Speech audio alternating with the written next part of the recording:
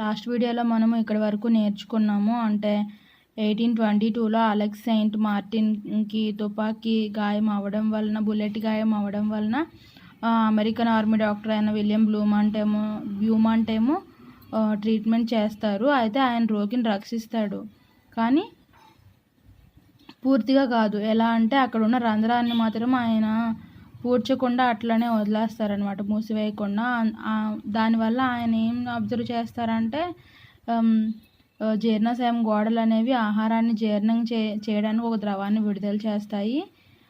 అక్కడ జీర్ణాశయం లోపల ఆహారం జీర్ణమైన తర్వాత చిన్నపేగులోకి వెళ్తుంది అనమాట.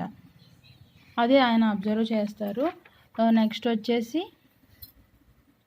ఎప్పుడైతే ఆంత్రరసము ఆహారంలోని అన్ని అంశాల జీర్ణక్రియను పూర్తి చేస్తుందో అప్పుడు పాక్షికంగా జీర్ణమైన ఆహారము చిన్నపేగు యొక్క దిగువ భాగానికి చేరుకుంటుంది. పాక్షికంగా జీర్ణమైన ఆహారము చిన్నపేగు యొక్క దిగువ భాగానికి చేరుకుంటుంది.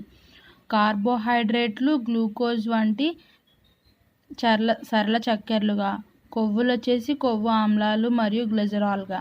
అంటే కార్బోహైడ్రేట్లు ఏమొచ్చి గ్లూకోజ్ వంటి సరళ చక్కెరలుగా మారుతాయి, కొవ్వులు కొవ్వు ఆమ్లాలు మరియు గ్లిజరాల్గా మారుతాయి, ప్రోటీన్లు అనేవి అమైనో ఆమ్లాలుగా మారుతాయి ఎక్కడ చిన్నప్రేగులో. నెక్స్ట్, చిన్నప్రేగులలో శోషణ.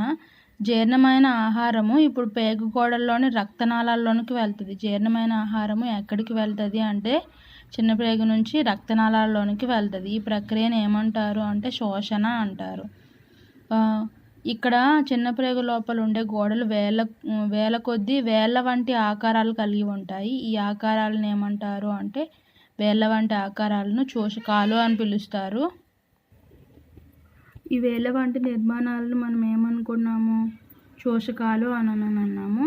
ఈ శోషకాలు అనేవి జీర్ణమైన ఆహారాన్ని గ్రహించడం కొరకు ఉపరితల వైశాల్యాన్ని పెంచుతాయి అన్నమాట. చిన్నపేగు యొక్క ఉపరితల వైశాల్యాన్ని పెంచుతాయి. శోషకం యొక్క ఉపరితలము జీర్ణమైన ఆహార పదార్థాలను శోషిస్తుంది.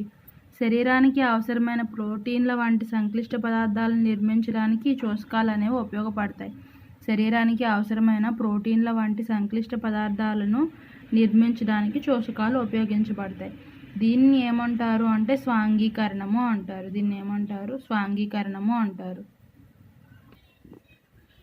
నెక్స్ట్ వచ్చేసి, గ్లూకోజు ఆక్సిజన్ సహాయంతో కార్బన్ డైఆక్సైడ్ మరియు నీరుగా విచ్ఛిన్నమయ్యి శక్తిని విడుదల చేస్తుంది.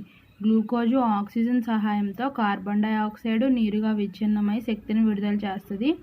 జీర్ణం కాని మరియు శోషించబడిన ఆహారం పెద్ద పేగులోకి వెళ్ళిపోద్ది అనమాట. నెక్స్ట్, పెద్ద పేగు చిన్న పేగు కంటే వెడల్పుగా ఉంటుంది, చిన్నగా ఉంటుంది. దీని పొడవు వచ్చేసి 1.5 మీటర్లు. పెద్ద పేగు యొక్క పొడవు 1.5 మీటర్లు. చిన్న పేగు యొక్క పొడవు ఎంత? 7.5 మీటర్స్ అనమాట. జీర్ణం కాని ఆహార పదార్థం నుండి నీరు మరియు కొన్ని లవణాలను గ్రహించడం అనేది పెద్ద పేగు యొక్క విధి ఏంటి అంటే జీర్ణం కాని ఆహార పదార్థం నుండి నీరు మరియు కొన్ని లవణాలను గ్రహించడం. నెక్స్ట్, మల పదార్థం ఎప్పటికప్పుడు పాయువు ద్వారా తొలగించబడుతుంది. దీనినే విసర్జన అంటారు. నెక్స్ట్, గడ్డి తినే జంతువులలో జీర్ణక్రియ. ఆవులు, గేదెలు త్వరగా గడ్డిని కొరికి మింగివేసి పొట్టలో ప్రథమ ఆమాశయ భాగంలో నిల్వ చేస్తాయి అన్నమాట. చేస్తాయి ఆవులు, గేదెలు. నెక్స్ట్, ఇక్కడ నోట్ అంటే అతిసారము అని ఇచ్చారు, ఒక బాక్స్లో ఇచ్చారనమాట. నీళ్ళ విరేచనాల సమస్య అంటే డయేరియా. ఇది ఇన్ఫెక్షన్ వల్ల వస్తుంది, సంక్రమణం. కానీ ఆహారం విషతుల్యం అవ్వడం వలన కూడా రావచ్చు, అంటే ఫుడ్ పాయిజనింగ్ లేదా అజీర్తి వల్ల కూడా సంభవించవచ్చు.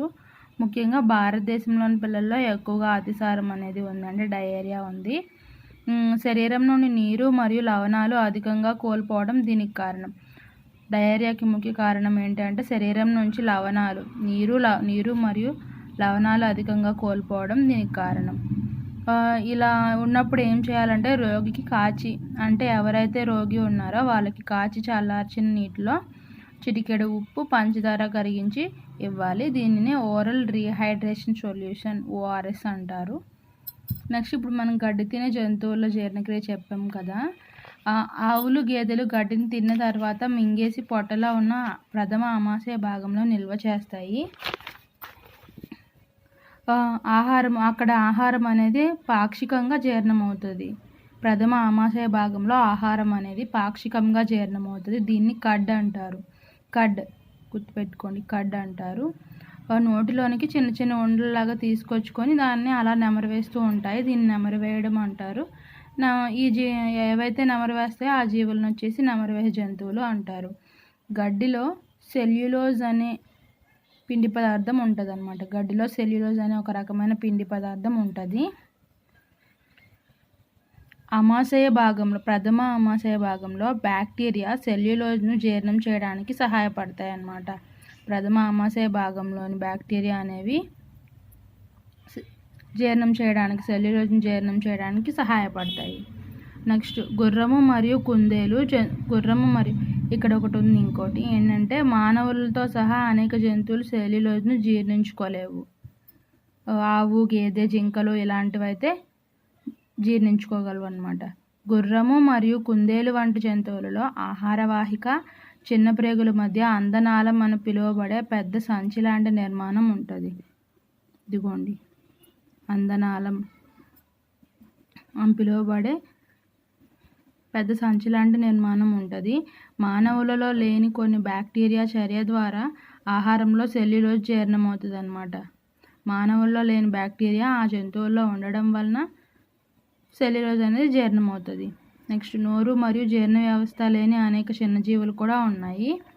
అవి ఏంటి అంటే ఎగ్జాంపుల్ వచ్చేసి అమీబాలో ఆహార సేకరణ మరియు జీర్ణక్రియ. అమీబా అనేది చెరువు నీటిలో కనిపించే ఒక ఏకకణ జీవి. ఇది ఏకకణ జీవి. కణత్వచము, గుండ్రని దట్టమైన కేంద్రకము మరియు చిన్న చిన్న బుడగలు లాంటి రిక్తికలు, వ్యాక్యూల్స్, ఇలా ఇంగ్లీష్ పదం కూడా ఇవ్వచ్చు, వ్యాక్యూల్స్ కలిగిన కణద్రవ్యం ఉంటుంది. అమీబా నిరంతరం తన ఆకారాన్ని స్థానాన్ని మారుస్తుంది. ఈ కదలికలు ఆహార సంగ్రహణ కోసం మిథ్యాపాదాలు లేదా సూడోపోడియా అని పిలువబడే ఒకటి లేదా అంతకంటే ఎక్కువ వేళ్ళ వంటి నిర్మాణాలను బయటకు పంపిస్తుంది అన్నమాట ఆహారాన్ని సేకరించడం కోసం. వీటిని మిథ్యాపాదాలు లేదా సూడోపోడియా. ఏంటి ఆ జీవి అంటే అమీబా. అమీబా కొన్ని సూక్ష్మజీవులను తింటుంది.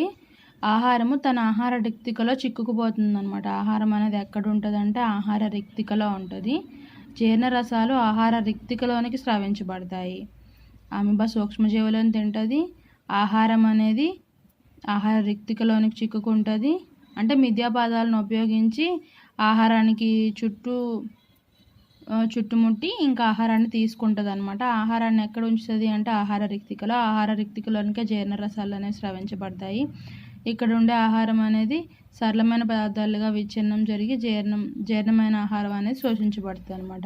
ఈ శోషించబడిన పదార్థాలు దేనికి ఉపయోగపడతాయి అంటే పెరుగుదలకు, నిర్వహణ మరియు ప్రత్యుత్పత్తి కొరకు ఉపయోగించబడతాయి. నెక్స్ట్ వచ్చేసి మనం ఏం నేర్చుకున్నామని ఇచ్చారు. ఇవన్నీ జంతువులలో పోషకాల ఆవశ్యకత, ఆహారం తీసుకునే విధానము, శరీరంలో దాని వినియోగము ఇవన్నీ ఉంటాయని ఇచ్చారు. ఇది కాదు. మానవుల్లో జీర్ణ వ్యవస్థ ఆహార నాళము మరియు స్రావ గ్రంథులను కలిగి ఉంటుంది. అవి ఏంటి అని అంటే ఆశకుహరము, అన్నవాహిక, జీర్ణాశయము, చిన్న ప్రేగు, పురీషనాళంతో ముగిసే పెద్ద ప్రేగు, పాయువు వీటిని కలిగి ఉంటుంది అన్నమాట. జీర్ణరసాలను స్రవించే గ్రంథులు లాలాజల గ్రంథులు, కాలేయము, క్లోమము, జీర్ణాశయ గోడలు, చిన్న ప్రేగు యొక్క గోడలు ఇవన్నీ కూడా జీర్ణరసాలను స్రవిస్తాయి. నెక్స్ట్ పోషణ విధానాలు ఇచ్చారు. అంతర్గ్రహణము, జీర్ణక్రియ, శోషణ, స్వాంగీకరణము, విసర్జన అన్నమాట. ఇది ఇవ్వచ్చు బిట్టి కింద. ఇది ఇంపార్టెంట్. అంతర్గ్రహణము, జీర్ణక్రియ, శోషణ, స్వాంగీకరణము, విసర్జన అన్నమాట పోషణ విధానాలు. నెక్స్ట్ వచ్చేసి స్టార్చ్ వంటి పిండి పదార్థాల జీర్ణక్రియ ఆశయకుహరంలో ప్రారంభమవుతుంది. పిండి పదార్థాల జీర్ణక్రియ ఆశయకుహరంలో ప్రారంభమవుతుంది. ప్రోటీన్ల జీర్ణక్రియ జీర్ణాశయంలో ప్రారంభమవుతుంది. ఆశయకుహరంలో పిండి పదార్థాల జీర్ణక్రియ, జీర్ణాశయంలో వచ్చేసి ప్రోటీన్ల జీర్ణక్రియ. కాలేయం నుండి స్రవించేది పైత్యరసము, క్లోమం నుండి క్లోమరసము, పేగు గోడల నుంచి ఆంత్రరసము, చిన్నపేగులు ఇంకా అన్ని ఆహార అంశాల జీర్ణక్రియను ఇవన్నీ పూర్తి చేస్తాయి అన్నమాట. జీర్ణమైన ఆహారం చిన్న పేగు నుండి రక్తనాళాలకు శోషించబడుతుంది. పెద్ద పేగుల్లో జీర్ణం కాని ఆహారం నుంచి నీరు, కొన్ని లవణాలు అనేవి శోషించబడతాయి. నెక్స్ట్ ఆవు, గేదె గురించి ఇందాక చెప్పుకున్నాం కదా. అందుకని చెప్పట్లేదు.